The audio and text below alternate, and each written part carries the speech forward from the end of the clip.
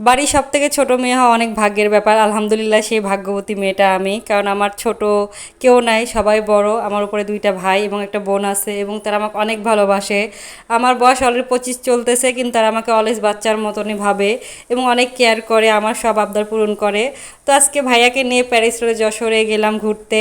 তো ওখানে যে কী খেলাম সব থাকতেছে এই ভিডিওতে। আসসালামু আলাইকুম এভরিওয়ান। আমার ছোট ভাই যদি আমার বাসায় আসে, ওকে নিয়ে আমার অনেক জ্বালা শুরু হয়ে যায়, কারণ ওকে যে আমি রান্না করে অনেক পদের খাওয়াবো, সে মুরগির মতন টুকটুক করে খাবে। কালকে আমার মা অনেকগুলো মাংস নিয়ে আসছে, 3টা দেশি মুরগি 3টা ব্রয়লার মুরগি নিয়ে আসছিল। তো ফ্রিজ আমার জায়গা কম ছিল, ব্রয়লারটা আমি ঢুকাইতে পারিনি।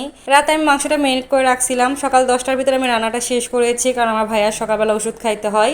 তারপরে রান্নাটা আমি কমপ্লিট করলাম। আজকে কোনো রান্নার ভিডিও দিচ্ছি না এখানে, যেহেতু মানুষজন আসছে আর এগুলো রান্নার ভিডিও অনেকবার করেছি, এই জন্য সিম্পলি জাস্ট রান্না করে আমার ভাইকে খাইতে দিলাম। আমি আর আমার ভাইয়া খাইছি, আমার মা সকালেই খেয়েছে। আর এই তো মা থাকার শান্তি। সকালবেলা উঠে 2 বালতি কাপড় ভিজাইছে, কালকে যেগুলোতে বস্তা করে জিনিস নিয়ে আসছে ওগুলো বস্তাগুলো আমার মা ক্লিন করে।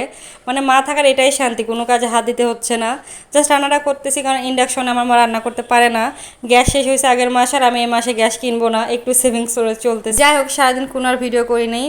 সন্ধ্যা থেকে ভাইয়া বলতেছিল যে যশোর প্যারিস রোডে গিয়ে ডোসা ট্রাই করবে, এরাই খাইছিল, খুব নাকি মজা লাগছে। তো ডোসাটা আছে আমরা খাইতে পারি নাই, আমরা যাওয়ার পরে শেষ হয়ে গিয়েছিল। তো এখানে যাওয়ার পর গোলা খেলাম, একদম বাজে ছিল। এরপর একটা সেট মেনু নিলাম। এরপর এটাও একটু মজা ছিল আমার কাছে। আমার ভাইয়ের কাছে তো সব কিছু অ্যাভারেজ লাগছে, কারণ সে প্রচুর খুদ বের করে। এরপর একটা মিট বক্স আমরা ট্রাই করলাম। এটা আমাদের কাছে ভালো লাগে নাই, কারণ মিট বক্স আমরা যে দোকান থেকে খাইছিলাম এই দোকানটা আমরা পরে খুঁজে পেয়েছি। এরপরে যশোরের ফুচকালি দোকান থেকে মিনি ফুচকা ট্রাই করলাম। এটা আমার কাছে মোটামুটি লাগে, আহামরি বেশি স্বাদ লাগে না, কারণ বগুড়ার ফুচকা আমার কাছে অলওয়েজ বেস্ট।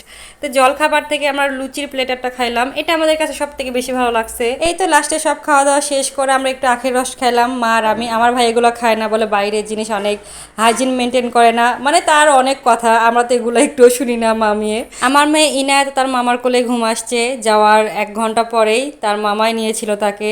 মানে আমার মেয়ে আমার মতনই ভাগ্যবতী, আলহামদুলিল্লাহ। সে সবার অনেক ভালোবাসা পায়, তার 2টা মামা, খালামুনি, তার ফুপা সবাই ভালোবাসে অনেক, আলহামদুলিল্লাহ। এরপর আমরা বাসায় আসলাম।